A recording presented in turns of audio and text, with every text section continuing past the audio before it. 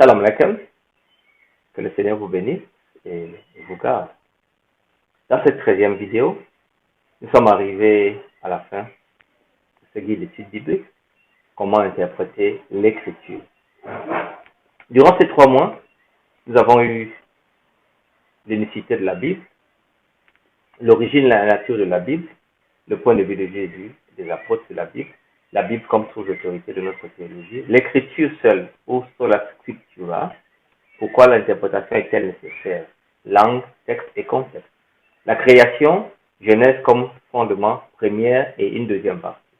La Bible comme histoire, la Bible comme prophétie, faire face aux passages difficiles.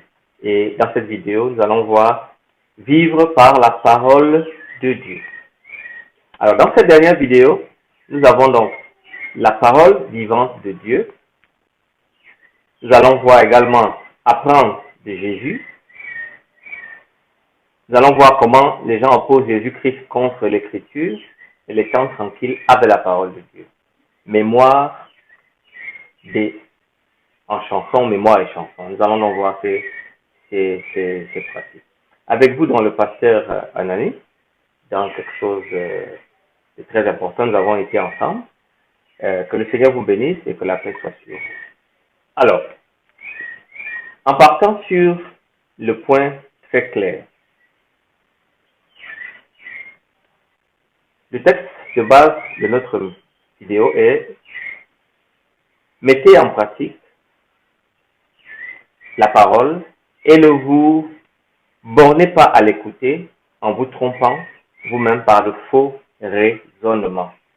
Vivre par la parole de Dieu. » Vous voyez, la meilleure méthode d'étude de la Bible ne sert à rien si nous ne sommes pas déterminés à vivre selon ce que nous avons appris.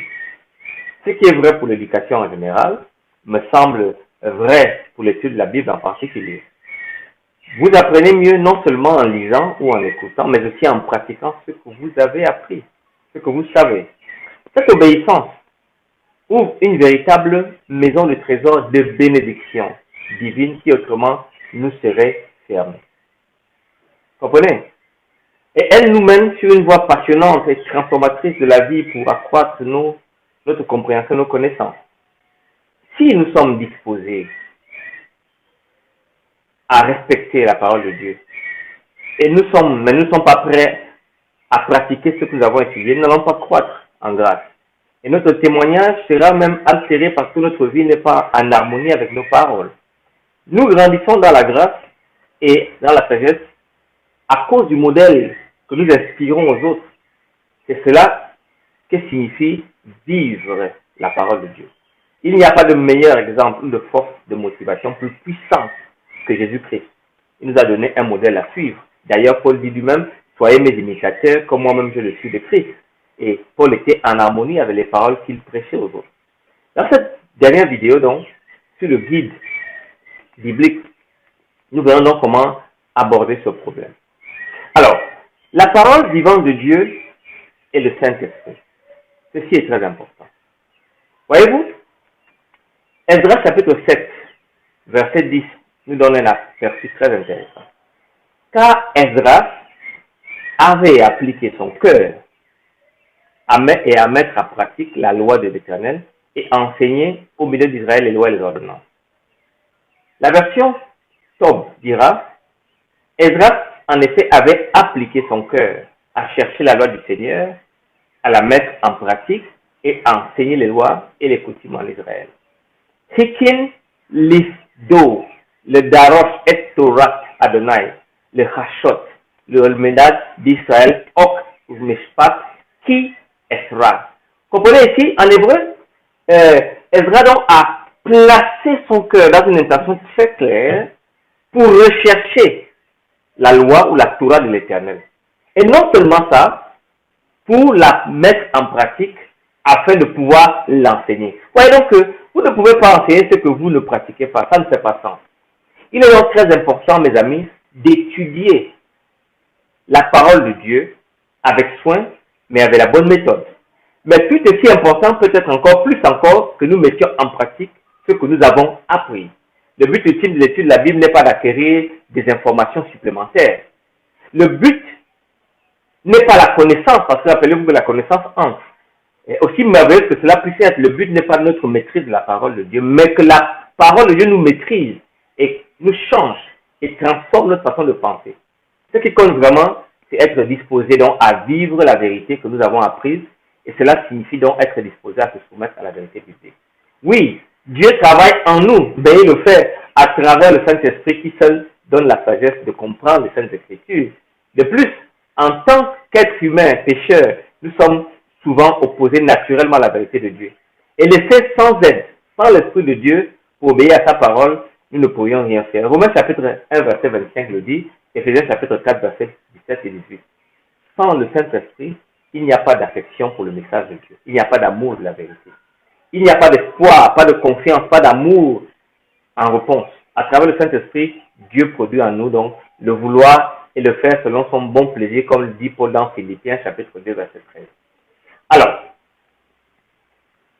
Luc le dit clairement. Il leur ouvrit l'intelligence pour entendre les Écritures. Chapitre 24, verset 47. Le psaume 118, verset 18. Ouvre mes yeux pour que je contemple les merveilles de ta loi. Acte chapitre 26, verset 18. Afin que tu leur ouvres les yeux pour qu'ils passent des ténèbres à la lumière et de la puissance de Satan à Dieu pour qu'ils reçoivent par la foi en moi le pardon des péchés, les réserves et les sanctifiés. Chers amis, comment pouvons-nous donc apprendre de Jésus-Christ? Plusieurs préfèrent laisser le pasteur, l'homme de Dieu, le prophète, lire la parole pour eux. Il n'y a pas d'autre exemple à suivre que celui de Jésus-Christ. Il était familier avec les Écritures, il était disposé à suivre la parole écrite de Dieu et s'y conformer. Jésus connaissait les Écritures. Il était si intimement familier avec la parole de Dieu qu'il pouvait la citer par cœur. Cette familiarité donc, à la parole de Dieu, écrite de Dieu, doit être le résultat d'un temps précieux passé avec Dieu dans l'étude des Écritures. S'il n'avait pas connu les paroles exactes de l'Écriture et le contexte dans lequel elles apparaissent, il aurait été facilement trompé par Satan. Ainsi, le simple fait de pouvoir citer les Écritures ne suffit pas parce que le diable le fait également. On a besoin de savoir ce que dit l'Écriture ailleurs sur un sujet donné afin de pouvoir l'appliquer dans nos vies et afin de ne pas nous laisser berner par un pasteur, une église ou Satan et ses agents. Nous disons à maintes reprises que Jésus-Christ a utilisé il ouvrit l'esprit afin qu'il comprenne les Écritures. Tantôt il va dire, qu'est-ce qu'il écrit dans la loi? Qui lis-tu? C'est-à-dire que pour Jésus, ce qui a été écrit dans l'Écriture est la norme pour laquelle nous devons vivre. Et la référence à il est écrit dans Matthieu 10, 11, Jean 6, 45 et ailleurs. Cela suppose que Jésus-Christ s'attendait à ce que les personnes à qui il posait ces questions avaient un bref de connaissance. Jésus-Christ était le maître dans l'enseignement. Il connaissait ce qu'il faisait. Alors, les personnes ont essayé d'opposer Jésus à l'Écriture. Mais Jésus dira dans Jean chapitre 5, 45 à 47, ne pensez pas, moi, que je vous accuserai devant le Père. Celui qui vous accuse, c'est Moïse, en qui vous avez mis l'espérance, votre espérance. Car si vous croyez Moïse, vous me croirez aussi, parce qu'il a écrit à mon sujet. Mais si vous ne croyez pas à ses écrits, comment croyez aussi à mes paroles? C'est aussi simple que ça. Luc dira ça différemment. Ils ont Moïse et les prophètes qui les écoutent. Certaines personnes prétendent que les paroles que Jésus a dites sont en flagrant contraste avec les paroles de l'Écriture comme nous le trouvons dans l'Ancien Testament. Personne pense que ils disent que les paroles de Jésus sont élevées au-dessus des paroles de l'Écriture. Dans le Nouveau Testament, nous lisons souvent Jésus-Christ dire cela. Vous avez appris qu'il a été dit. Mais moi, je vous dis, Matthieu chapitre 5, verset 27, verset 38, verset 43, verset 44. Mais quand Jésus prononce ces paroles, s'élève dans le sermon sur la montagne, il n'essayait pas d'abandonner ici ou d'abolir l'Ancien Testament comme le prétendent certains interprètes. Au contraire, il a répondu à diverses interprétations populaires des Écritures traditionnelles, orales, utilisées en son temps, pour justifier un comportement envers d'autres personnes que Dieu n'a pas toléré et n'a jamais commandé, par exemple, d'haïr son ennemi. Matthieu 5, 43. Jésus n'a pas aboli l'Ancien Testament de quelque manière que ce soit, ou en aucun cas diminuer son autorité. C'est le contraire qui est vrai. C'est l'Ancien Testament qui est en effet la preuve de ce que Jésus est. Rappelez-vous, il est issu de la prophétie. Jésus-Christ a plutôt intensifié le sens des déclarations de l'Ancien Testament ou les a explicitées en indiquant les intentions originales de Dieu. Lorsque Jésus fait 4 dictons qui doivent le contrôler la parole, me semble-t-il, l'intensifie. Par exemple, au verset 22, lorsqu'il dit « Mais moi je vous dis que quiconque se met en colère contre son frère est passible de jugement. » Vous voyez ici, il y a l'intensification du principe de colère, de ne pas se mettre en colère. Et ça nous rappelle le psaume 37, verset 8 qui dit « Laisse la colère, abandonne la fureur, ne t'irrite pas, ce serait mal fait. » Sur le verset 28, « Mais moi je vous dis que quiconque regarde une femme pour la convoiter a déjà commis un adultère avec elle dans son cœur. » Ici, il y a une intensification sur le mot d'adultère. Avant, pour faire l'adultère, il fallait peut-être aller sur l'acte dans le lit. Mais Jésus dit non, même dans la pensée, on peut faire l'adultère. C'est cela que le Proverbe chapitre 6, verset 25 dit, ne la convoite pas dans ton cœur pour sa beauté. Jacques chapitre 1, verset 14 me dit que chacun est tenté quand il est attiré et amorcé par sa propre convoitise. Exode chapitre 20, verset 17 dit, tu ne convoiteras pas. Donc Jésus-Christ est en ligne des Écritures. Il la met en perspective. Sur le verset 32, lorsqu'il dit, mais moi je vous dis que celui qui repudie sa femme, sauf pour cas d'infidélité, l'expose à devenir adultère. Jésus-Christ expliquait Deutéronome chapitre 24, verset 1, où les Juifs pouvaient répudier une femme à cause de quelque chose de honteux. Jésus dit non, sauf pour cas d'adultère. Sur le verset 34, mais moi je vous dis de ne jurer aucunement ni par le ciel, parce que c'est le trône de Dieu. Il y a ici l'intensification du principe de jurer. On doit jurer par rien. Alors, la non-violence, verset 39, mais moi je vous dis de ne pas résister aux méchants. Si quelqu'un se frappe sur la joue droite, présente aussi l'autre joue. Ici, Jésus-Christ intensifie le principe de non-violence utilisé par Gandhi. Dommage que les chrétiens ne l'utilisent pas souvent. Les doctrines de l'Ancien Testament sont confirmées et mises en exemple dans le Nouveau Testament. Jésus n'a pas aboli l'Ancien Testament. Alors, si nous continuons sur les temps de tranquillité avec la parole, pour arriver à cet équilibre de la Bible, il faut avoir le temps. La Bible nous dit, vers le matin, pendant qu'il faisait encore très sombre, il se leva et sortit pour aller dans un désert où il priait. Jésus prenait du temps avec Dieu. Vous savez, nos vies ont une tendance à être trépidantes et remplies de tensions, de stress. Parfois, nous devons travailler dur jusqu'à très tard pour nous en sortir, pour survivre. En fait, nous ne vivons pas, nous survivons. Il faut payer de la nourriture, il faut payer le loyer, toutes ces choses-là sont nécessaires. Mais si elles nous éloignent de la parole de Dieu, nous faisons un tort à nous-mêmes. D'autres fois, même quand nous avons le nécessaire dans la vie, nous continuons à bouger, à trépigner, nous bousculer parce que nous voulons encore un peu plus, toujours un peu plus.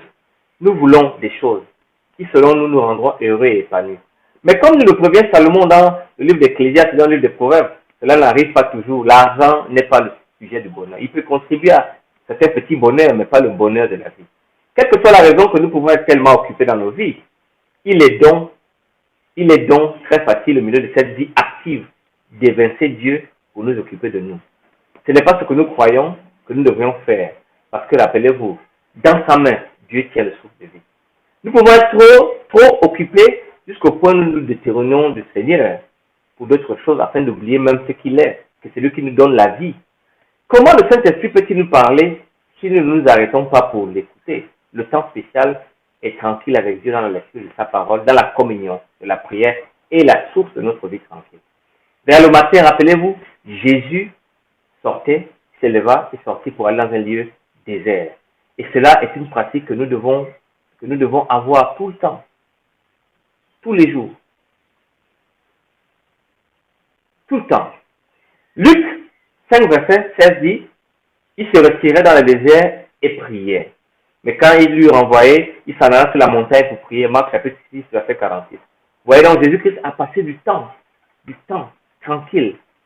Et la Bible nous dit dans Luc chapitre 9, verset 29, que lorsqu'il priait dans la tranquillité, son visage radieux, ses vêtements devinrent souvent éclatants de blancheur. C'était une paix tranquille où la divinité était présente. Chers amis, nous allons maintenant traiter de l'aspect de la mémoire et de la chanson. Colossiens, chapitre 3, verset 16, nous dit que la parole de Christ demeure en vous dans toute sa richesse. Instruisez-vous, exhortez-vous les uns les autres, en toute sagesse, par des psaumes, par des hymnes et par des cantiques spirituels chantant à Dieu dans vos cœurs en vertu de la grâce. Dans ce verset de Paul, il semble que le cantique spirituel ici est un bienfait corporatif et individuel à bien comprendre ce texte. C'est pour cela que Paul, lorsqu'il fut emprisonné, au milieu de la nuit, avec Silas, priait et chantait les louanges de Dieu et les prisonniers les entendaient pour leur bénéfice. Le psaume 95, verset 2 dira: allons devant de lui avec des louanges, faisons retentir des cantiques en son honneur. 1 Chronique 16, verset 9 dit: chantez en son honneur, parlez de toutes ses merveilles. Voyez donc, Dieu est l'objet de notre louange. Ces bienfaits en notre endroit sont les objets de ce que nous pouvons faire en chanson. Ainsi, la mémorisation de l'écriture apporte de la bénédiction en multiplicité. Quand nous avons la parole de Dieu dans notre esprit, de précieux passages de la parole de Dieu, nous pouvons donc donner vie à ce que nous sommes et à notre engagement à garder cela dans nos mémoires et à l'appliquer dans toutes les circonstances changeantes de cette société. De cette façon, la Bible influence directement notre pensée, nos décisions, nos valeurs et notre comportement. La mémorisation des Écritures donne donc vie à la Bible dans notre expérience quotidienne. De plus, cela nous aide à adorer Dieu dans notre cœur et à mener une vie fidèle selon les Écritures. Se souvenir de l'Écriture, mot à mot, est une grande protection contre les tromperies et les fausses interprétations. Apprendre les Écritures par cœur nous permet de citer l'Écriture, même quand nous n'avons pas la Bible à notre disposition. Chanter la parole de la Bible peut aussi être un moyen puissant de mémoriser les textes de l'Écriture. Et c'est là le problème de beaucoup de chanteurs modernes. Ils ne prennent pas l'inspiration de l'Écriture, ils prennent l'inspiration ailleurs. En chantant les paroles de l'Écriture, elles deviennent d'abord plus faciles à mémoriser. C'est pour cela que Deutéronome chapitre 6, verset 5 dit: tu aimeras l'Éternel ton Dieu de tout ton cœur, de toute ton âme, de toute ta force. Et c'est pour cela donc que toutes les parties de l'être humain, les aspects de la personnalité, l'âme, le corps, doivent être conservés irrépréhensibles pour l'avènement du Seigneur. Voilà donc la dimension du chant. Les différentes dimensions de l'esprit humain, l'âme, la personnalité, l'esprit, le cœur, la spiritualité et la force physique, le corps, la musique a quelque chose à y voir. La musique d'adoration donc doit s'adresser à ces dimensions, l'âme et le cœur. L'objectif donc de la révélation spéciale qui concerne le Christ, parole vivante, devrait donc gouverner toute pensée et toute parole. Chers amis, cela est tellement important. Nous devons aller devant lui. C'est la raison pour laquelle, en 2012, je crois, l'année dernière, j'ai écrit La danse de Myriam et Je rime avec Dieu, qui sont des livres qui expliquent les principes de la musique. Pour faire pénétrer plus profondément encore ces vérités dans les esprits, Moïse les revêt du langage de la poésie sacrée sous la forme d'un cantique. Les Israélites ont utilisé la musique comme étant un moyen clair de pouvoir mémoriser. Dans leur pérégrination dans le désert, ils ont utilisé les psaumes en chantant pour se mémoriser l'activité divine. Dans ces deux livres que vous voyez sur l'écran, La danse de Myriam et Je rime avec Dieu, que vous pouvez avoir dans lulu.com, c'est des livres que j'ai écrits pour pouvoir expliquer les principes de la musique. Au récit des merveilleux bienfaits déversés son peuple dans le passé, il a joint de cela la prédiction. Donc les parties de l'écriture sainte, même des chapitres entiers, peuvent être mémorisées pour être répétées quand Satan vient à vous avec ses tentations. Quand Satan amène à l'esprit à s'attarder sur les choses mondaines, sur les choses terrestres et sensuelles, on doit lui résister le plus efficacement avec il est écrit. La musique donc, dans ces livres où j'explique ce thème, je vous prierai de pouvoir vous en approprier dans Amazon ou bien dans lulu.com. C'est des livres importants pour tous ceux qui veulent comprendre comment vivre de la musique, comment les principes de la musique se font. La musique a toujours été un des éléments essentiels de la vie des peuples de Dieu, y compris celui dans la Bible. La vie de tous les jours, donc, s'accompagne de musique. En partant de la naissance, du mariage et même à la mort, on est dans la musique. La musique fait partie, elle est inhérente à l'activité humaine. Que le Seigneur vous bénisse. La semaine prochaine, je ne sais pas ce que je ferai. J'avais l'idée de faire les problèmes de la Bible, où je verrai, selon vos réactions, s'il faut continuer avec l'étude de la Bible, mais j'ai en pensée de faire chaque dictée de la Bible et de faire chaque semaine avec les 5 minutes que j'ai dans la rubrique les mots de la Bible. Que le Seigneur vous bénisse. J'attends vos réactions, s'il vous plaît. Abonnez-vous, cliquez sur la clochette pour recevoir de l'abonnement. Partagez, partagez, partagez. Que le Seigneur vous garde et vous bénisse au nom puissant de Jésus-Christ.